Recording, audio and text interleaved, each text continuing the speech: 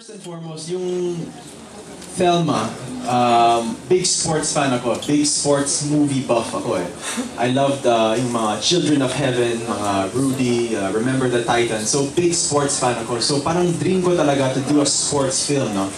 And I know in Philippine cinema, not so much sports films or sports themes film, no? So parang I thought maybe it's time because we're making so much news in the sports. We have Manny Pacquiao, of course. We have Ascals. We have Dragon Boat team. Diba? We have all these athletes, yung Donaire, the boxer, diba? Making waves, across the world, no?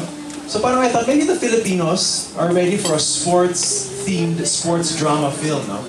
But I also want to make clear now that the film running talaga is just a metaphor for the film. I don't want to say it's a running film. It's really a story of Thelma, a provincial girl na medyo pasaway, na found out one day mabilis siya. Mabilis tumakbo, diba? Her gift of speed. No? And she made it her dream to run. Diba?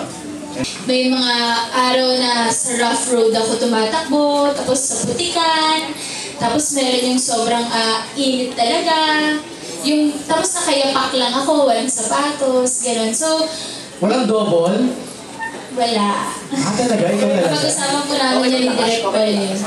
Hanggat maaari, hanggat kaya ko, ako po.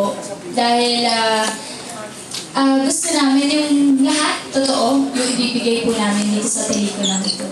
We use the Arri Alexa camera, no? A high-definition camera that is also used in Hollywood, no? I fought for the camera. I know my executive producer knows that, Reno. And what I really like about it is that when we started seeing the rushes, you could see the reason why I chose the Alexa. I mean, not to go into specific technical specs, but it works well with low light, natural lighting. It loves natural lighting and all that stuff. The lens. We were in Ilocos, so we didn't have that much, electricity. Maski candlelight, maganda na.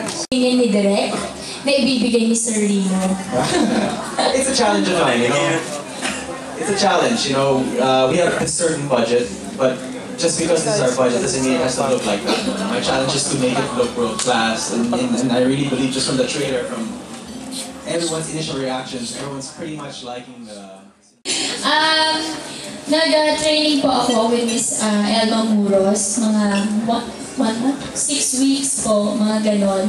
Tapos, kailangan kasi ako, gusto ko kasi namin Direk, pag napanood niyo yung film, hindi niyo makita si Maha. Si Thelma talaga na runner. Sobrang mahal ko po yung career ko eh. Yung kung nasan man po ako ngayon. Alam ko po na marami pa akong dapat matutunan. Gusto ko every year po, mas nag-i-improve ako.